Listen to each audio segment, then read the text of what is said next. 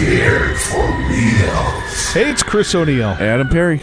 And we're going to be flashing back to 1991 to talk about one of the most iconic psychological thrillers, horror films. To me, it's a horror movie. 100% a horror movie. Yeah, Silence of the Lambs, directed by Jonathan Demme, starring two-time Oscar winner Jodie Foster and the breakout role of probably a lifetime, Anthony Hopkins as Hannibal Lecter, even though he's only in the movie for 15 minutes. That's all he needed, man. Let's go further back, though, because the novel, Silence of the Lambs, was written by Thomas Harris back in 1988. And it was interesting, November of 87, the screenwriter, Ted Talley, was brought in to write the adaptation. And it was like, okay, I guess it was kind of, they knew it was going to be a movie, from what I understand. This is the second time Hannibal Lecter was going to be in a movie. Have you ever seen Manhunter, Adam? Yes, I have. Yeah, Brian Cox is absolutely brilliant as Hannibal Lecter, and William Peterson. That's one of Michael Mann's finest films. If you get a chance to watch that, it's an amazing film in its own right. But it's interesting, prior to the release of Silence of the Lambs, the novel, they partnered with Gene Hackman. Orion Pictures actually partnered with Gene Hackman to adapt it. Oh, wow. Yeah, you didn't know that? No, I'm just looking at... well, he had the rights to it, and he was going to direct it, apparently. But apparently he was going to possibly star in it, maybe as Jack Crawford, although I heard some rumors that he might have been Hannibal Lecter himself. I guess there were some negotiations to split the $500,000 cost of the rights between Hackman and, before they were bankrupt, Orion Pictures. Now, the producers also had to acquire the rights to Lecter, which were owned by the Manhunter producer, Dino De Laurentiis. Now, owing to the financial failure of Manhunter, De Laurentiis lent the rights to Orion for free. Interesting. As I mentioned, Ted Talley, he was brought in to adapt the book in 1987. I guess he had crossed paths with Thomas Harris many times. He had a lot of interest in adapting Silence of the Lambs, from receiving an advanced copy of the book. So, yeah, isn't that cool? Yeah. Imagine being a screenwriter, Adam. You get these novels to adapt into a film, just sneaking it right in. Here, check this one out, So when Talley was about halfway through the first draft, Hackman withdrew from the project and financing fell through big time. But one of the Orion co-founders encouraged Ted to keep writing. The studio took care of financing, search for a replacement director. So they actually sought Jonathan Demme to direct with a screenplay not yet completed. Demme actually signed on after reading the novel. And from there, boom. Actually, Ted Talley said, Demme read my first draft not long after it was finished when we met. He said he was just startled by the speed of things. May of 1989, they were shooting in November. And according to Ted, he doesn't remember any big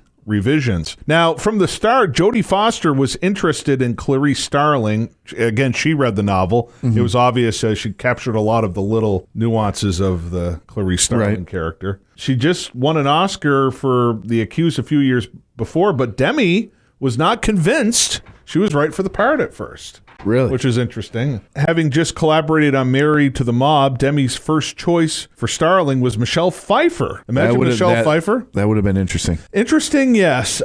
She just doesn't have the dynamic flair that Jodie Foster has as an actor, from what I've seen of both. Yeah, you know what? But here's the thing, and when it comes to actors and being cast, I tried my best, because sometimes I think the same way too, based on other people's work. But then all of a sudden you get a surprise. I would have never saw the Joker performance out of Heath Ledger until he did it.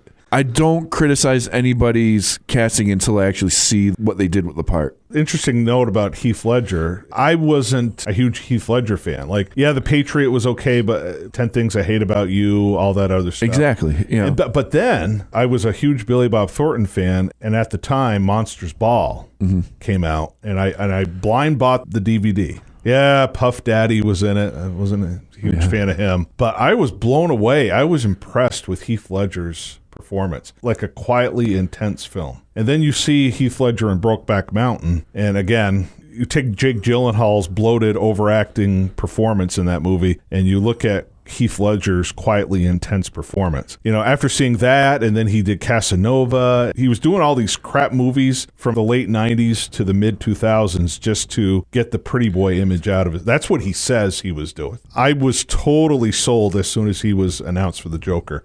I know there's a lot of people who are against it, but I don't think they had seen Monsters Ball. Well, I mean, again, you can, keeping the Batman reference, you can talk about Michael Keaton as when he got cast as Batman. They only saw him as Mr. Mom in Beetlejuice, and now he's supposed to be Batman in this serious movie. Everybody jumped down his throat about it, and then we got what we got, and it was incredible. So what I'm saying is, the only point I'm trying to make is, maybe her work at the time, probably wasn't up to par of what Jodie Foster was doing, but I wouldn't knock her because we didn't get to see what she actually had to do with it. Jodie Foster is just one of the best actresses. Now, when it comes to movies, I haven't been a fan of a lot of her movies. Jodie Foster's movies, to me, for the most part, with a few exceptions like Taxi Driver, Silence of the Lambs, most of her movies I have a difficult time watching. And don't get me wrong, I am no way, shape, or form knocking Jodie Foster. This was a role of a lifetime for her, and she deserved everything she got from it. My only point was saying, Michelle Pfeiffer could have done something good with it. We don't know because we never got to see that performance. I've seen a lot of Michelle Pfeiffer movies, though, and I just don't think she has enough charisma, intensity, quiet intensity to deliver that kind of performance. I mean, Jodie Foster's, that's her signature. That's one of her signature roles. But I want to talk about another interesting choice. Jonathan Demme approached Meg Ryan. She turned it down because she didn't like the gruesome themes. Meg Ryan is another actress I have a difficult time with. She did some interesting movies here and there, like The Doors and In the Cut in 2003, Jane Campion movie with Mark Ruffalo. I tried watching it. I give her an A for effort, but she was totally having a difficult time with that movie, and you could tell. Yeah. But anyways, Jonathan Demme, from what I'm reading here, was skeptical. He also tried Laura Dern. Laura Dern would have been interesting. Yes. I think. Yeah. But Jodie Foster was the perfect Clarice Starling. And, after watching Hannibal with Julianne Moore, we know that Clarice Starling, Jodie Foster, was just the best choice. It was the way it was supposed to be. Yep. Definitely. So Demme wanted Sean Connery for the role of Hannibal Lecter. Interesting. Yeah, interesting. And I mean, Connery turned it down. And then Anthony Hopkins was offered the role based on his performance in The Elephant Man. Now, that's an interesting... See, I would have thought like maybe Magic because of the scheming, cunning wit of that character. I thought, unfortunately, Magic suffered because it wasn't that great of a movie, but Anthony Hopkins was brilliant. Right. It's interesting. The Elephant Man, I didn't get Hannibal Lecter out of The Elephant Man. That's an interesting choice by Jonathan Demme. Now, Hopkins' agent told him that a script was on his way titled The Silence of the Lambs. Hopkins responded, "Is it a children's story?" Oh, jeez. So Hopkins called the agent back after reading the first 10 pages and said, "This is the best part I've ever read," and he accepted the role. But other actors, this is the part I find fascinating because Robert De Niro was offered the part, but he obviously was doing Cape Fear at the time. Right. A buff Hannibal Lecter would probably, I think De Niro would have been amazing. Daniel Day-Lewis was also considered. After seeing Gangs of New York, and I mean, he hadn't done anything that intense yet. Yeah. But Daniel Day-Lewis doesn't usually seek roles. And the only role that I can think of, the only major role that Daniel Day-Lewis actually sought out was Vince Vega in Pulp Fiction. I would have thrown Travolta to the curb just to work with Daniel Day-Lewis myself, but Anthony Hopkins was the perfect choice. I mean, Dustin Hoffman was considered, Derek Jacobi. Forrest Whitaker auditioned for the role, apparently. Interesting. I think Forrest Whitaker would have been a good choice, too. I'm seeing Al Pacino was also in the mix. Yeah. I think Jack Nicholson at one point was mentioned, but the thing about Anthony Hopkins was the way he portrayed the character, because you have this immense buildup in the movie of how horrible this guy is. And then you see him and he's very calm. He's like a gentleman. Good morning. You know, very pleasant. Very articulate. Yes. I mean, you don't expect a psychotic killer out of that. Daniel Day-Lewis would have been probably the best choice out of all the ones that were considered.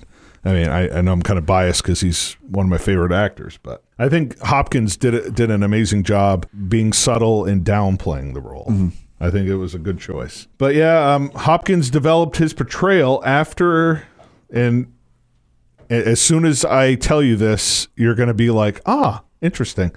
HAL 9000 from 2001. Yeah, the way he talks. The way he talks. So yeah, you think about it. Yeah. Yeah. That was his inspiration, and he also was inspired by Truman Capote.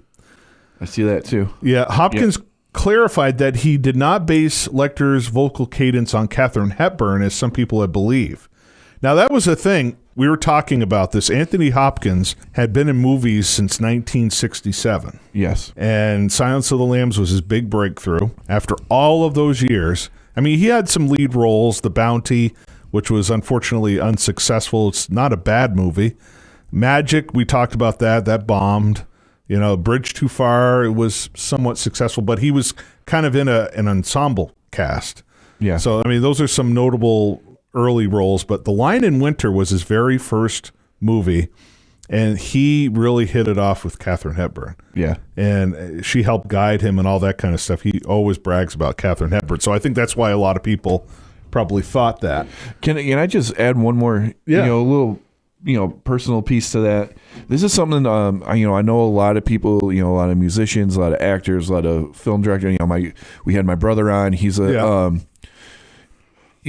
this is a beautiful point to make, to never ever give up on your dreams. Right. All right. Because we talk about guys. We're talking about Anthony Hopkins right now. You talk about a guy like Boris Karloff, Alan Rickman. These are all guys who worked their craft. Right. Never gave up, and they didn't make their break until well after they were 40. Right. Well, Kurosawa made his big break when he was 40. Exactly. So and I tried to tell my brother and a whole bunch of other stage actors and musicians I know, if you love what you're doing and if you think that's what you're meant to do, don't give up, because you never know. There's no age limit on it. No. You don't have to be a 22-year-old heartthrob, and once you hit 25, you're done. It doesn't work like that. Right.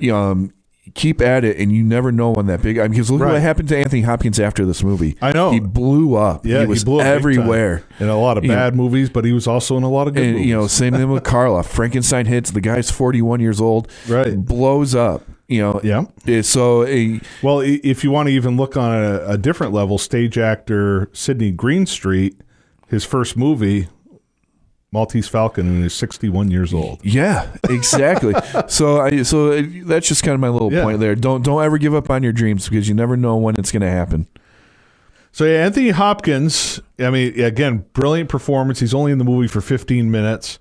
Hopkins admitted to being intimidated by Jodie Foster. So I guess he felt scared to talk to her because she'd won an Oscar. It was interesting how some of those actors were, like Burt Lancaster being intimidated by Montgomery Clift, because Montgomery Clift was such an amazing actor. So I think Burt Lancaster felt like, oh my God, I've really got to be on my A game here, because from here to eternity, they're both good, but so got the main cast. Gene Hackman was, again, supposed to play Jack Crawford. That would have been good. Yeah, it would have been good. Yeah, I think he was a little too big, if you know what I mean, a big star, playing that kind of role. It would have been good for like, oh gosh, it's Gene Hackman, but it might have also distracted. It could have, but I mean, he's such a good actor. I mean, I could see him pulling it off. Yeah, I'm not. There's no denying that he could have pulled that off. Yeah, but Scott Glenn was perfect, and sure, according to there was this guy named John Douglas. I guess he's a retired special agent and unit chef in the FBI. Mm-hmm. So I guess Scott Glenn met with him, and he gave Scott a tour of the Quantico facility. Also played for him an audio tape containing various recordings. Oh my God. Imagine listening to that. Yeah. Because De Niro actually did that with Cape Fear. Mm-hmm. Talking, he literally was able to talk with different like serial killers, and it messed with his head. Right. But so, I mean, again, Scott Glenn, you had Anthony Hopkins, you had Jodie Foster. To me, perfect cast. And they began working November 15th, 1989, and they wrapped on March 1st, 1990. And of course, they filmed it around Pittsburgh, Pennsylvania. Perfect spot to make a horror movie.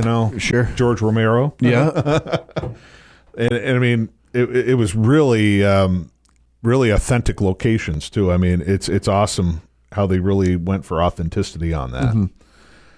So, I mean, Silence of the Lambs, it had its limited release end of January, but it actually opened on Valentine's Day. And that's a good date. And it grossed almost $14 million. That's pretty good. Yeah. Considering the budget was $19 million. Right. I mean, that's pretty. Talking about making your money back. Right. And of course, they re-released it later on to kind of keep it in Oscar voters' minds. Yep. And it made $131 million in the U.S. and Canada and a worldwide gross of $273 million. I mean, even if you inflate the numbers to 2024, that's still, 33 years later, that's still a huge payday. Oh, are you kidding me? Yeah. Right. And of course, it was like a movie that, again, we were talking about the time of year when they release movies. January, February, they put out movies they're not very 100% sure about or they have no faith in, There's that, yeah. I mean, and especially, February with Valentine's Day. Right. So this is when you see a lot of horror movies coming out. They're date movies. Right. They're the movies you want to take your whoever with and get close to and have some fun with. Yeah. This is not one of those movies. No, it's not. No, it's not. Surprise. Yeah, surprise, right. Yeah, I mean, the critics seem to love it too. I mean, and then it went on to win Best Picture, all of these major awards, and one of the few horror movies to get that prestige. I think the only horror film to win Best Picture, as far as I know. Exorcist did get nominated, but it didn't win. Right. But Silence of the Lambs, it won the big top 5 awards. It was quite the feat, and what a legacy it spawned. Unfortunately, the movies that came after Silence of the Lambs, like they redid Manhunter, and Ralph Fiennes was perfect in that, but really was not that good of a movie. Yeah. Did you watch that one? Not the remake. I saw the original. Yeah, Manhunter was a brilliant film, and it just kind of came and went. Like we were saying, it was a disaster. It lost money. But let's talk about Ridley Scott's Hannibal. Unless do you have wanted to reflect more on Silence of the Lambs? What else can be said about Silence of the Lambs? It's such a classic, right? Such a unique movie in the fact that you have 2 serial killers in play, right? Something that you really don't see, and one serial killer is kind of helping the police, but also in for it for himself, right? And how terrifying is Buffalo Bill? Oh, Ted Levine, what a performance! Incredible, right? Absolutely, and it's still to this day. Send shivers down your spine watching him do this thing. And what a voice! I love his voice. A lasting performance. I mean, and like you said, we talked about the what ifs, of who could have been playing these parts. But seriously, again, Silence of the Lambs is one of those lightning in the bottle movies, and just it's like someone pulled the slot machine and all the fruit lined up, right? And it's just one of those movies, and it just doesn't always work that way. Yeah, no, it hardly ever works that way. Right. We could probably list a handful of movies where it did, but when you consider of how many movies been made and how often those movies come around, even though you can, we've had over 130 years of motion pictures now. Yeah. To maybe count 10 or 12 that are the fruit lined up, 250 for me. 200, but still, when you have a 130-year legacy of films, right, and you got like 1,000. Some years, I think there's like 1,500 movies made worldwide, so per year, and how many of them are actually top notch? But it is. It is such an amazing film, and of course, like all great movies, they see dollar signs and they try to make sequels out of it. And right. Well, at least these had a series of novels to kind of play by. Yes. Yeah, so I mean, even though the movies weren't that well directed. Yeah, I mean, and it's too bad. I mean, Ridley Scott, okay? Yeah. He did Hannibal, and then later on that year, Black Hawk Down came out. What a movie. That's a masterpiece right there. And it's kind of he kind of did Hannibal in between Gladiator and Black Hawk Down. Yeah. And Gladiator isn't 100% success either, but still a better movie than Hannibal. Yeah, and I didn't think Hannibal was that bad. It was just basically we're gonna double down on Anthony Hopkins. As Hannibal Lecter, and it was all right. It was not Silence of the Lambs, and I don't even think I watched half of Red Dragon. Yeah, and it's too bad. I mean, if you would have had Ralph Fiennes and Manhunter, I mean, I'm not taking anything away from Noonan. I mean, Noonan was great, but Ralph Fiennes is definitely a guy that scares people. Yeah, right. Yeah, watching Schindler's List and scaring all the kids, playing Lord Voldemort. He's just such an amazing actor who can do so many different roles. And we're talking about Ted Levine. I mean, it's interesting. I saw it came out 4 or 5 years after Silence of the Lambs. Oh my God, that's Buffalo Bill playing a cop. Yeah, and he was a cop in Monk, and I mean he's been in a lot of different movies where he's not always the psychopath. Yeah. So I mean, but Hannibal was an unfortunate mess of a movie. I don't know if the book was, but I just know the movie was. I thought it was terrible. I mean, Gary Oldman. Mm-hmm. Of course, Gary Oldman's not bad, and no, and if anything about that movie, I mean, Gary Oldman loves to wear makeup, so and he wore a lot of it. Yeah, he wore a lot of it in that one, and he's worn a lot of makeup over the years. Yeah, I don't think he gets the credit he's due. As he's won an Oscar though. He has, but I mean, it's he's not bad. Like, I would say Gary Oldman's a decent enough actor, but the roles that he's really excels in is playing these bad guys. Yeah. Oh, absolutely. I mean, he's great in The Professional. Mm-hmm. He's brilliant playing Lee Harvey Oswald. I mean, when he's transforming his personality and his accent, he's really good. But when he's in the typical bad guy mode, sometimes, I mean, you go from The Professional to Hannibal, it's like, it's like Edward Norton did the same thing in Kingdom of Heaven, playing the Leper King. It's like, okay. Yeah. It's just wear a lot of makeup. And he won an Oscar for a movie. He was not bad as Winston Churchill, but it was all makeup and prosthetics. Mm-hmm. But I think online, how the diatribe is online. Yeah. Gary Oldman is overrated in that aspect. You think so? I mean, I don't know. I mean, I think for as good as he is and all the good works, it's like you don't go to a movie and be like, oh, it's a Gary Oldman movie. No, it's almost like, oh shit, Gary Oldman's in this movie. Yeah, he does have some good moments. I mean, Commissioner Gordon, he's great. He was a fantastic. Yes. I mean, he was awesome in Air Force One. I mean, the movie's not great. Don't get me wrong. I'm not suggesting, but his accent was just so awful in that, though.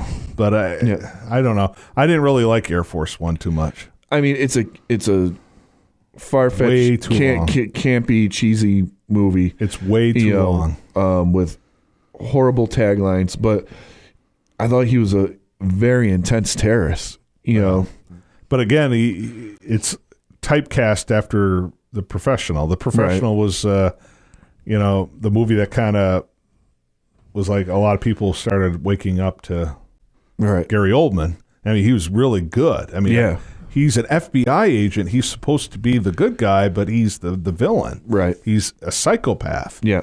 And he was brilliant. But I mean, to keep playing a similar type of psychopath in different movies like that over the years, it's a little. Come on, you're just rehashing old territory. I mean, we're talking about Anthony Hopkins. I mean, Bram Stoker's Dracula. Yeah. I mean, He was way over the top in that one. He was over the top in that, but I thought, talking about, as much as we talk about horror movies, and, we're going to be having the Dracula retrospective in February. Yeah. He really did give the most accurate performance according to the Bram Stoker novel. Right. Which is awesome. And then you throw Sir Anthony Hopkins in there as Van Helsing. Yeah. Yeah, he did. I will admit that Coppola really, out of all of the Draculas, made the one that closely resembled the novel. Very much so. Yeah. Very much so. But yeah, I mean, so Hannibal, we kind of disagree on that one. I mean, I think it's just so over the top, and like the whole brain sequence with Ray Liotta. It's like, oh, come on. Yeah, I mean, like, again, like I said, it's not Silence of the Lambs. I wasn't even expecting it to be. Right. I wanted a halfway decent movie, and we didn't get one. I mean, and again, I didn't read the novel. It just seems like, Silence of the Lambs was so big, and the Hannibal Lecter character and Anthony Hopkins was so iconic. It seemed like they made a movie that they just wanted to go all in on just that aspect of it. Yeah. And that's what you got with Hannibal. Yeah. And again, too much. Red Dragon, I didn't watch much of it at all. Yeah, it wasn't that good. I didn't really care for it. It really wasn't that good. Ray Fiennes is like the only. I mean, Philip Seymour Hoffman offers some. I mean, that guy.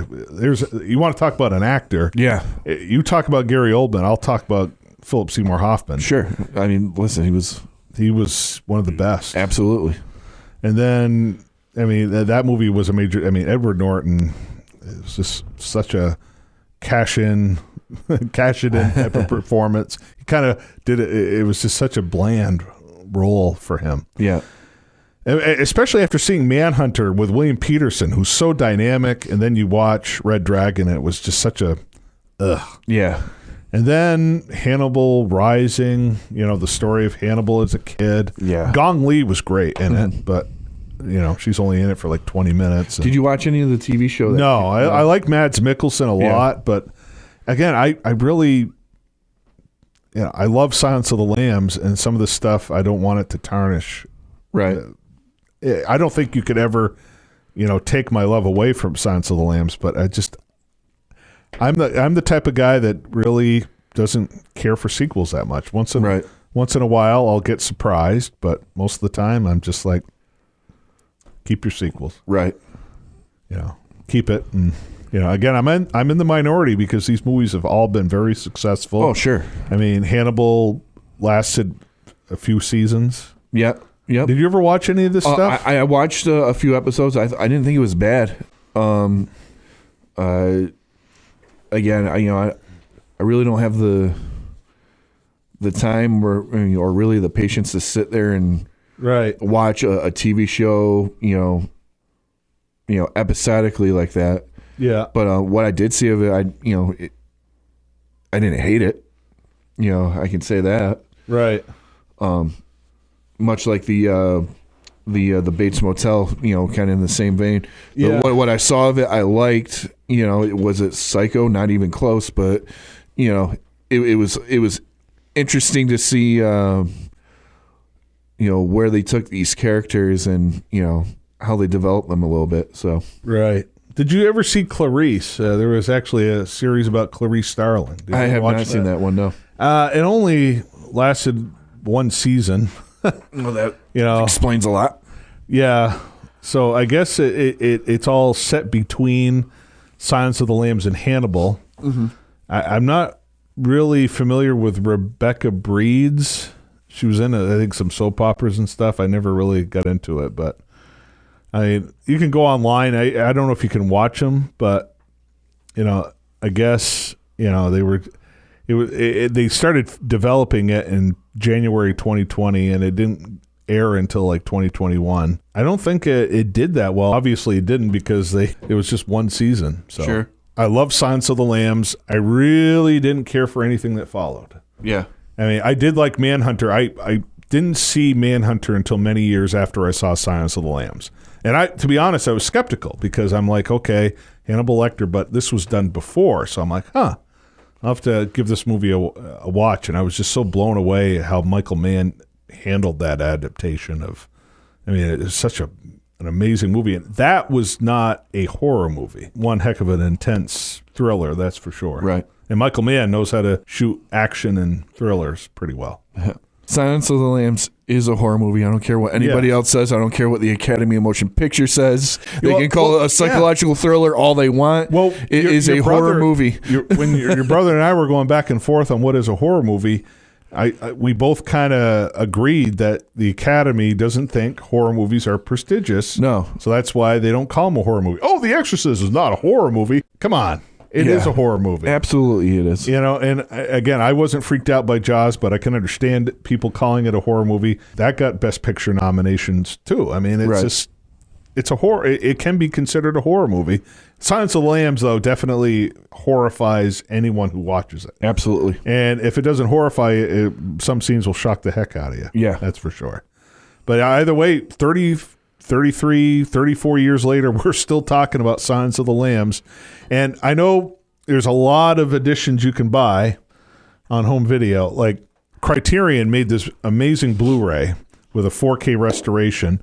And then they actually released an actual 4K a few years afterwards. I don't have a 4K player, but I've seen clips of the Criterion Blu-ray, and it's amazing. I have the out-of-print Criterion DVD, which was interesting in itself. They literally had it on the shelves for 2 weeks, and then they had to pull it off the shelves. I think there was a thing with Orion that. Oh wow! I don't know when they went bankrupt. It's interesting. They had like 2 back-to-back Best Picture winners: Dances with Wolves and then Silence of the Lambs. It was just interesting how they went bankrupt, but that's the business. That's the way the cookie crumbles. But either way, that DVD for a while was worth like $300-400. You had to pay that much. I found it at a used video store, and I told the owners of the store, "You guys shouldn't sell this. You guys could actually make some money." "Oh, we already put it on the shelf." So I bought it. $10. I still have it. I do want to get that Criterion Blu-ray upgrade, because that DVD is worthless now. But I still love Silence of the Lambs. I'll probably still hold on to that and have the Blu-ray eventually. There's no denying Silence of the Lambs. I mean, yeah, you could watch it on streaming, but it always looks better on a Blu-ray or 4K. So I highly recommend getting an actual physical copy, because Criterion has the nice book in there. Yep. You can read it. So Silence of the Lambs, the legacy continues. What else is there to say? If you haven't seen it, watch it.